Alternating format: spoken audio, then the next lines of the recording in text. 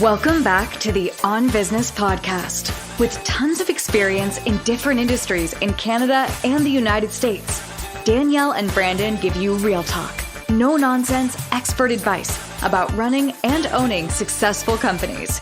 Here's your host, Danielle Jenkins and Brandon White. Yeah, I didn't have a protein ball with your oats, chia seeds, flax seeds, chocolate protein powder, and peanut butter, right? Good memory, yes. If anybody wants the recipe, there it is. Protein balls. Well, today we are not talking about protein balls. We are talking about 4 ways to keep employees motivated.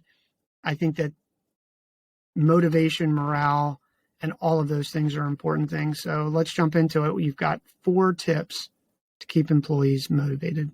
Yes. And one thing I want to address before I say these 4 tips, there are so many ways to increase morale, company culture, motivation. And after thinking of this topic, I could have probably given you 104 tips, but I wanted to keep it short and sweet. So I'm giving everybody 4 tips that I felt that were most important and the easiest to do. And we can maybe get into this on another episode, a longer one, but I wanted to keep it short and sweet. So number 1, meetings. And I know everybody's thinking, no, our employees hate meetings. My next step to this is not too many meetings. Keeping employees updated on development, goals, targets, growth, focus, whatever is important to you to share with your team, that what their hard work is contributing to, I think is super important. It keeps them excited. They know that their work is contributing to something and that they know they're not just guessing. Like, for example, we do a meeting every Monday morning and we kind of start it super amped up, energetic music. We start it, welcome, to this week. This is what we're working on this week. As a reminder, these are our company goals. Does anybody need help with anything? These are things that we're reviewing, things like that. It gives people a little bit of an amp up. And that's the only meeting we do in a week. We never do daily meetings, end of day meetings, every 3-day meetings. We do 1 meeting to produce motivation, amp up energy, and to share those development, growth, goals, focuses with our staff. So that's my number 1 tip. Number 2, one-on-one praise and feedback. This does not have to be in a meeting. This can be a phone call. This can be a quick email. It sounds so minor to send a quick sentence email, but it really does help. Our management send these emails to all of our teams. So if they get an email from one of our clients that says, oh, such and such did such a great job today. It sounds so minor and you're like, oh, why do I need to tell that? They probably know that. Send it off. We always do. We send it an email. Hey, just so you know, your client yesterday was so happy. This is what they said. Way to go. Keep up the great work. Again, it seems so minor to business owners, managers, CEOs of a business because it's such a minute thing. However, to that employee working hard, putting in that effort and that time and that energy for your business, you want to create that environment and that excitement. And basically so they know that their hard work is being appreciated and people notice it.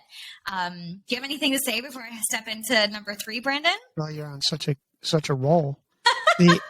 I think for me, the one thing, I'll share a quick story.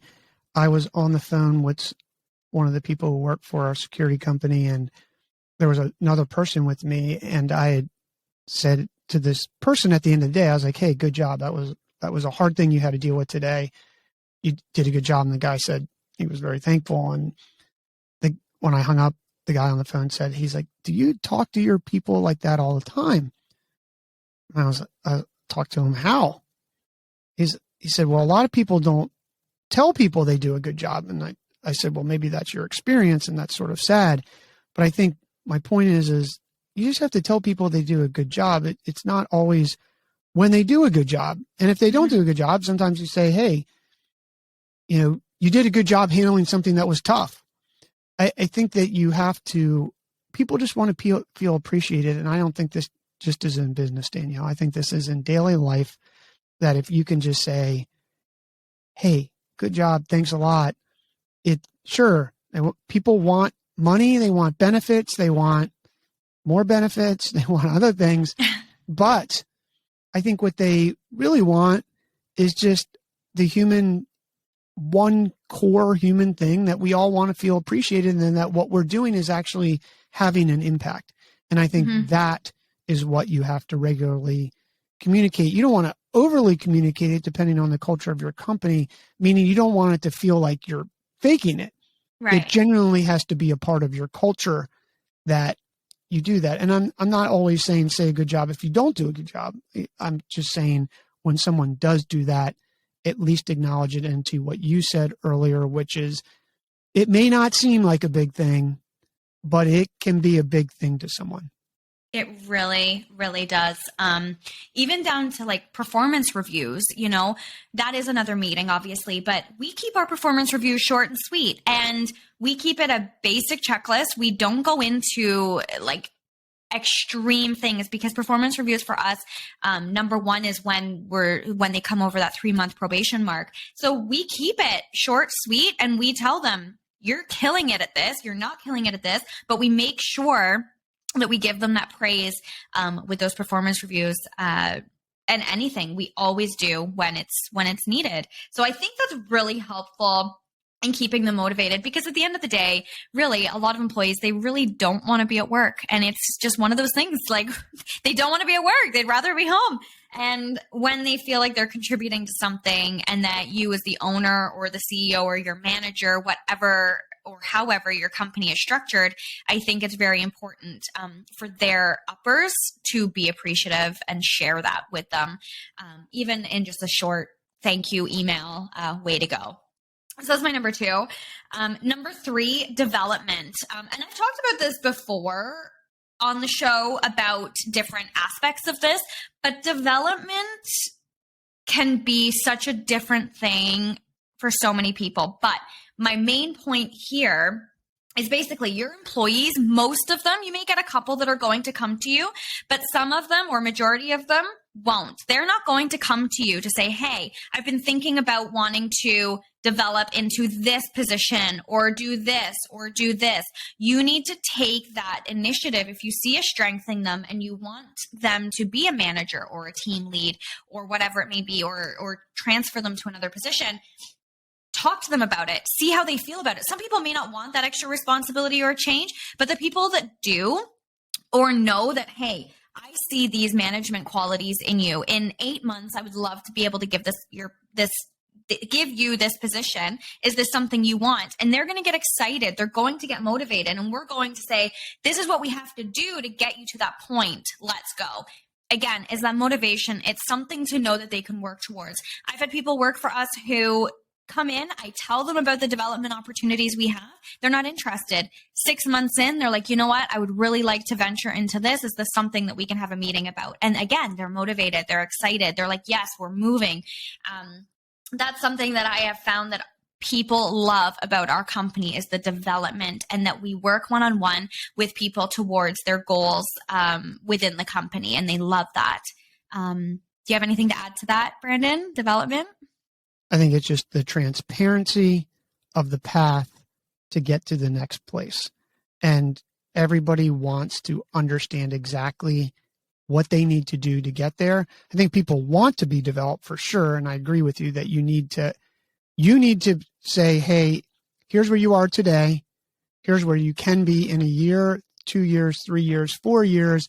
And here's the milestones you have to hit. And if you can lay that out for someone, just that simple, then it will keep them, for the most part, motivated, as long as you are appreciating them and you have all these other things that we've talked about that support them. So I think being transparent and clear, if there's ambiguity in how someone gets to the next level and they feel like it's not based on real metrics per se, but, oh, does someone like me? Then you're going to have a soul-crushing environment and you're probably not going to have a very good workforce. I love that point. It's very true. And being completely honest, I've experienced that. I have had one of my employees come to me and ask me if the reason one of my managers were promoted to a manager was because we were close. And I was very honest with that employee and said, we were not close. We didn't know each other before the company. They came in, they've been a great employee. We've built a great relationship, not personal, just business. And they've earned it. They've done the milestones. They've done the work to get to that point. They've become a valued asset to this company.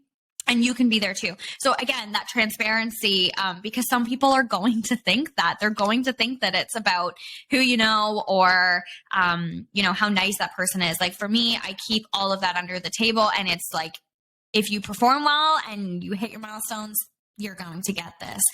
So I love that point that you made there. And my fourth and final tip is our employee appreciation days. Those have been one of the best things that I could have done within my company. And again, we've talked about this and the importance of them.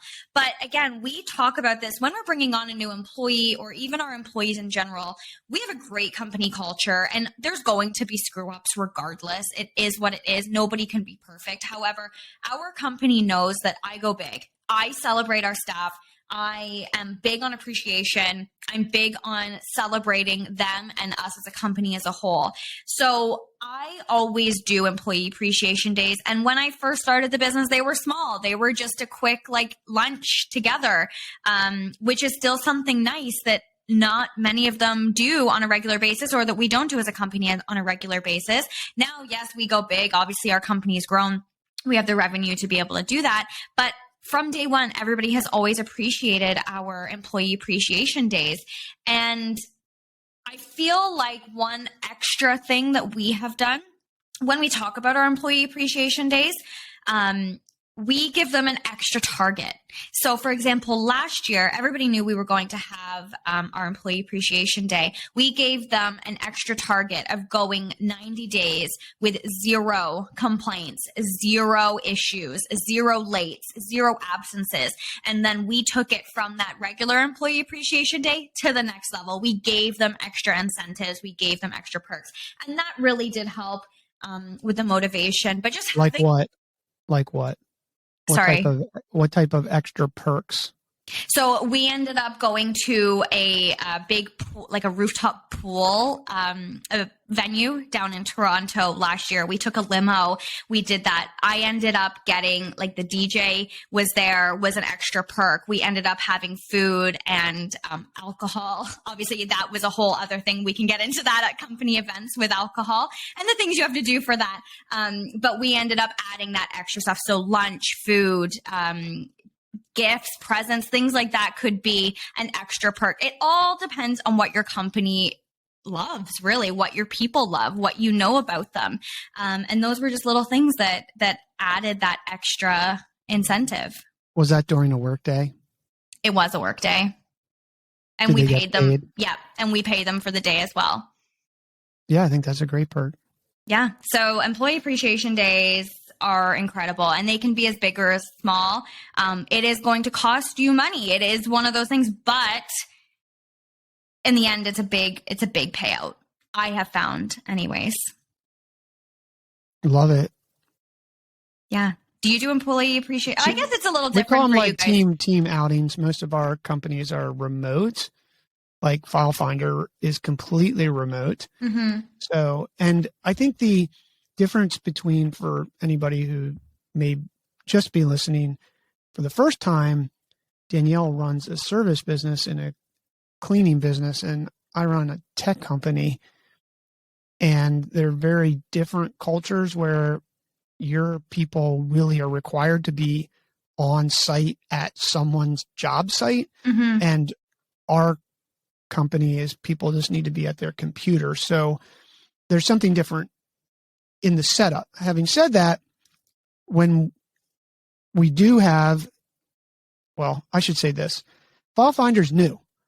We just hired our first employee on Tuesday.